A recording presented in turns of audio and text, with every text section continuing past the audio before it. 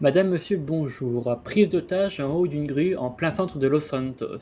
Le Minute News vous raconte avec des images exclusives. Attention, celles-ci peuvent choquer les personnes les plus sensibles.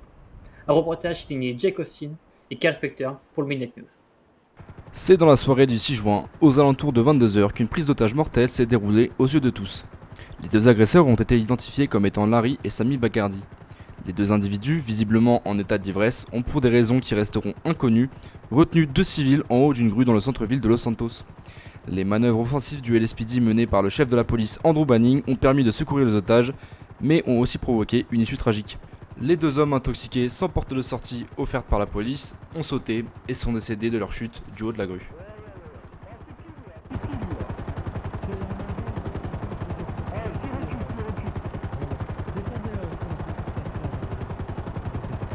Comme vous allez le voir et l'entendre, les preneurs d'otages vont demander à Monsieur Banning, alias 01, de reculer de 4 pas. Ce dernier semble prendre à la rigolade les menaces effectuées par les preneurs d'otages, puisqu'il décidera de faire 4 minuscules pas et de jouer avec la vie des otages.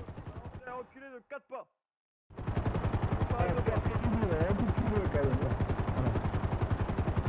Un, deux, trois. Ouais, tout de suite, tête notre gueule, là. Tu fais des passes de 1 mètre, s'il te plaît. Tu vas pas le craquer, le truc là.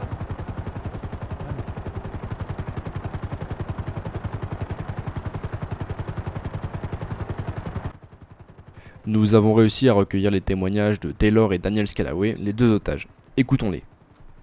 Bonjour, monsieur Callaway. Vous êtes les otages du reportage que nous avons vu précédemment. Pouvez-vous nous raconter ce qu'il s'est passé en haut de cette grue? Alors, c'est d'abord, ouais, l'attitude de la police.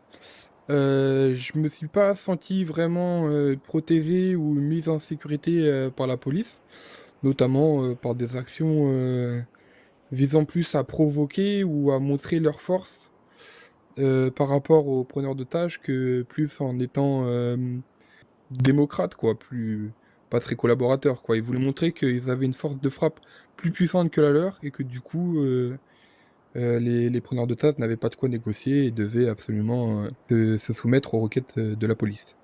Vous voulez dire qu'ils n'ont pas essayé d'apaiser les tensions? Non, du tout, non. Alors, ils ont plus essayé de menacer en disant que le pistolet de Monsieur 01 pouvait transpercer les deux têtes des preneurs d'otages en une seule balle et que du coup, ils pourraient rien faire. Du coup, ils les ont menacés, ouais, du coup. Notamment dès l'arrivée, arme à la main, pointée sur eux, sachant qu'on avait des pistolets sur la tête. J'ai essayé de crier d'arrêter avec les armes et tout, parce que moi j'avais peur. Une balle qui part, c'est une balle très rapidement partie dans ma tête. Et ça, 01, je pense qu'il n'en avait pas conscience, ou alors qu'il s'en foutait royalement. Mais du coup, voilà. Vous avez dit que les manœuvres de la police étaient très agressives. Est-ce que vous avez des exemples de ce qui a pu se passer pendant cette prise d'otage? Bah oui, par exemple sur le fait que j'ai été extirpé de force par l'agent 01. C'est-à-dire? J'avais les mains sur la tête, j'étais sur les genoux. Et 01 m'a un peu extirpé de force derrière lui pour tenter de me mettre en sécurité entre guillemets.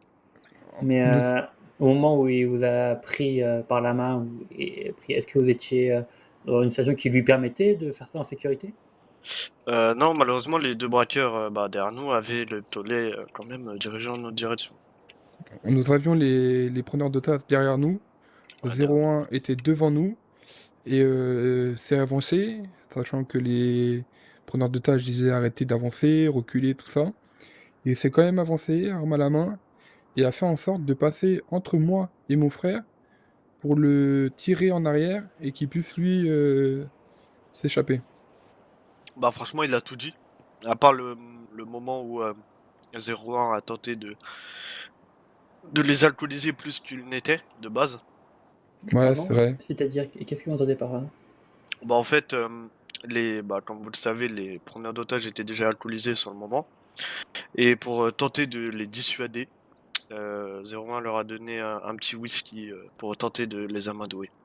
C'est-à-dire que le négociateur a donné de l'alcool à des personnes déjà alcoolisées pendant cette prise d'otage. Affirmatif, C'est ouais. bien ça. Est-ce que vous pensez que ces actions ont pu mener à l'issue tragique que nous connaissons? C'est vrai que l'attitude de la police ne les a pas aidés à, par exemple, descendre en douceur ou voilà, ils ont pas essayé de calmer les choses et du coup, je pense que ça a joué un rôle dans l'issue de cette histoire. Très bien. Et ben, je vous remercie, messieurs Callaway, pour votre témoignage à notre antenne du Midnight News, pour nous avoir parlé de cette situation que vous avez entendue, qui a été, j'imagine, très, très stressante pour vous. Attention, les images qui vont suivre sont extrêmement choquantes et peuvent choquer les plus jeunes. À la suite de la négociation offensive de M. Banning, les deux individus ont été contraints d'utiliser leur seule issue de secours et de sauter de la grue en parachute. Malheureusement pour eux, ceux-ci ne se sont pas ouverts et ils se sont écrasés 50 mètres plus bas. Nous sommes alors en droit de penser que si la politique en matière de négociation du LSPD était différente, les agresseurs seraient aujourd'hui en vie devant le parquet et non 6 pieds sous terre entre 4 planches. C'était Jake Austin et Carl Spector pour le Midnight News, merci à tous.